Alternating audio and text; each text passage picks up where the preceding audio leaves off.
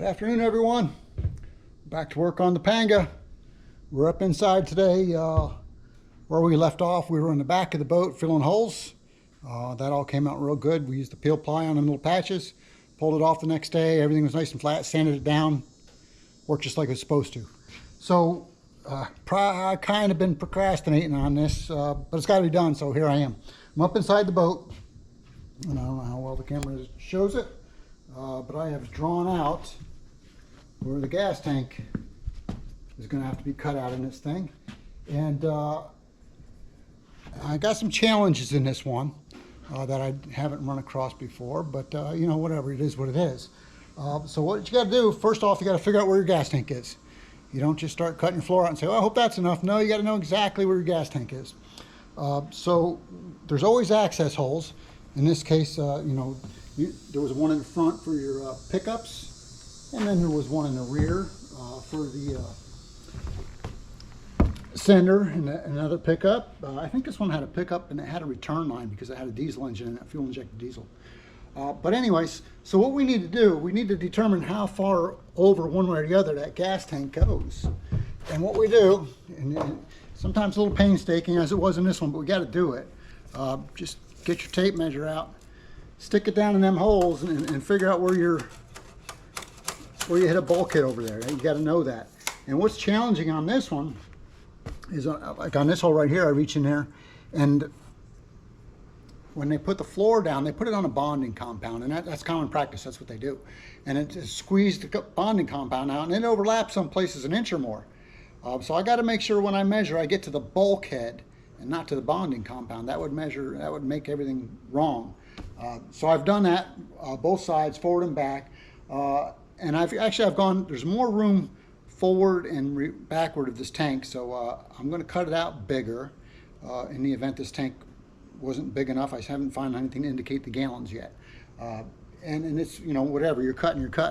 In the back here, my rear bulkhead ends, there's a rear bulkhead here, so I'm stopping a few inches short. That'll give me something to attach when I put the floor back in. And the same in the front, I stopped a little bit short in the front.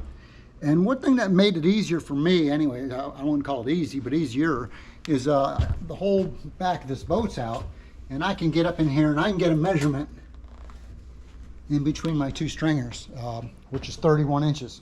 So then when I mapped out all my measurements on the floor, I was able to come back and say, okay, let me pull that tape measure across. Do I have 31 inches?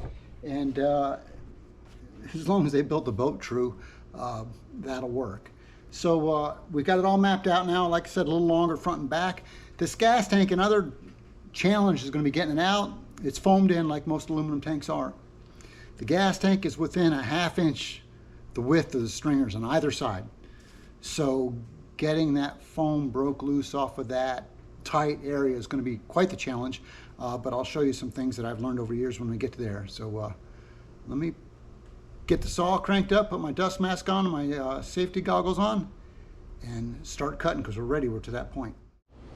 Okay, we're ready to get cutting. One thing I forgot to mention, I've got my saw depth as deep as it'll go, because yeah, we got to cut the floor out, but remember I said all that bonding compound is out, sticking out. My goal in this instance is to cut through the floor, cut through that bonding compound, and come right down alongside that stringer. So I'll be able to pop the floor out with that piece of bonding compound that's holding it. Otherwise, it just wouldn't come out. The compound would hold it, and I'd have another challenge. So hopefully this works. We'll see, because we're going to find out together. You know, I rattle through this stuff kind of fast because I've done it a lot, and I don't think about it a lot. But I'm here to help you guys. So if there's any part I skipped, something you want to know, leave a comment. Say, hey, Don, you know, well, how did you get there? How did you do that? I'm glad to help. That's what I'm here for. All right, let's get to cutting.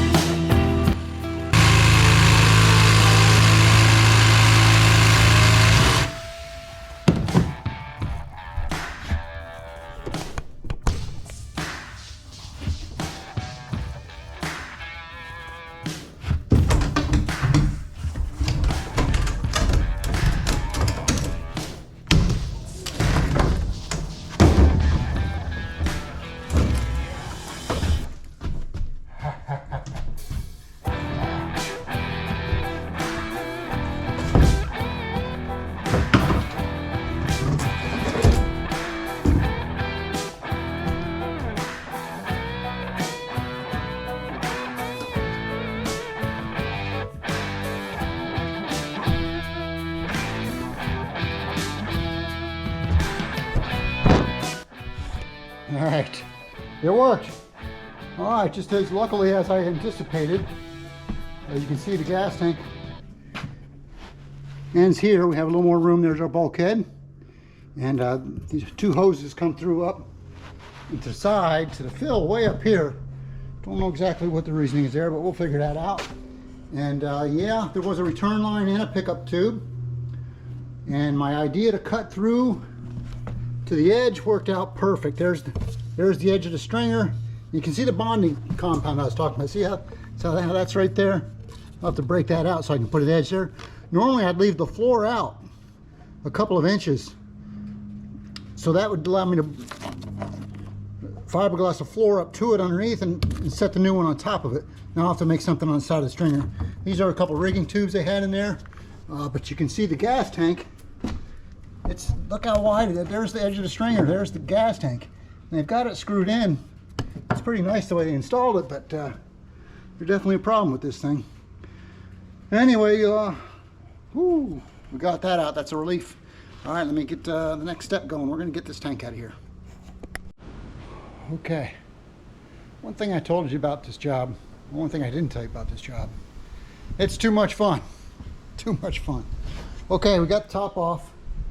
I got the shop back out, and we've cleaned all this out. You know, you got to kind of see what's going on. And so now it's time. This tank, you ain't getting out yet. No, sir. See, it's foamed in all the way around. And the challenge on this one is that it's such a little bit of foam around the edges. It's going to be tight. But there's a couple tricks in the world to getting this foam out. And the first trick is to first see how lucky you get. So I got a little trenching shovel here, and I already got one corner to break. And we're gonna we're shooting for luck first. Just go see what works. Try to get a chunk at a time. Oh, we're not feeling very lucky all of a sudden.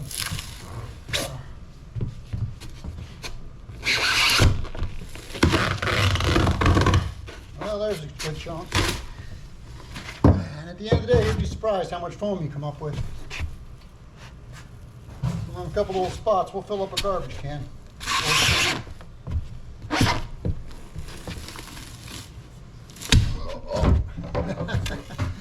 Woo! What do you think of that? I told you this stuff was tough. All right, let me get a different shovel with a fiberglass handle, and we're going to try prying some of this off of here, and then I'm going to show you what I know, what usually works for getting off the sides of that tank. All right, I'll be back. Back on a job. New shovel.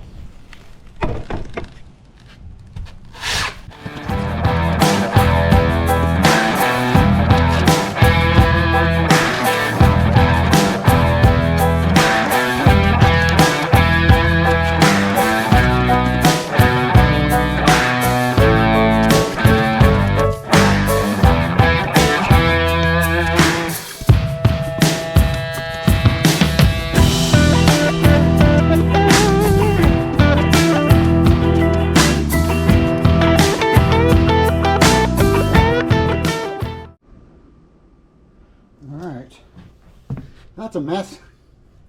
Okay, we got all that out with the shovel. That is actually the easiest I've ever gotten foam out of an area, ever. That made it look easy. Well, anyway, so now we know this tank's in here tight because it's foamed down the sides. Now this is where it gets challenged, and this is a tip that's going to help you a lot. I fought foam all my life. The best way I know to get that loose is to get a Sawzall with a long pruning blade on it. And actually my long one is broke on me last time, and I'm down to that one there, but I think that's going to be enough. We're going to run that down the sides, both sides of this tank, and that should be enough to break it loose, where I can hopefully scoot it back and get it to come out of here. Let's see.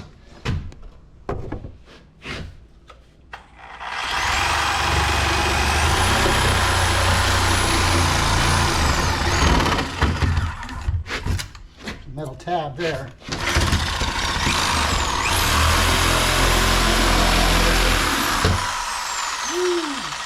And that's how you break one. I just bent it just right there. See if I can bend that back. But you want to run right down along the edge, and see that'll flex. All right, yeah, that's working.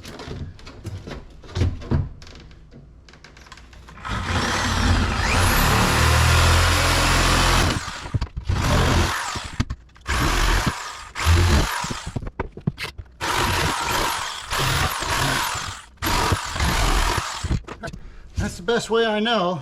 I should have a little longer screwdriver. It's such a small space. Let's try to get it out of there. Let's see if we can get lucky and the whole thing will shift back now, because it's kind of broke free.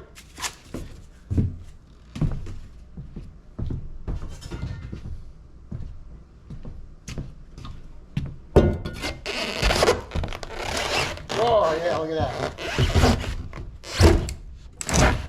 Woo! The foam gods have showered down on me tonight. Okay, well I'm going to get these hoses off. I'm going to get this gas tank stood up out of here. Mostly it's cleanup now. I'm going to get this gas tank out and inspect it. Like I said, if it's good, it's going back in. I'll epoxy it and put it back in, you know, primed and epoxied so I know it'll last. And if it's bad, well, then we're going to be getting another tank. But anyways, I feel good about having done this. It's not a fun job, but 20-year-old boat, and you know, we had everything tore apart anyways. This is no time to be skimping.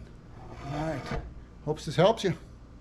If you like the video, give a thumbs up, like, subscribe. It all helps the channel. Thanks. Have a good day.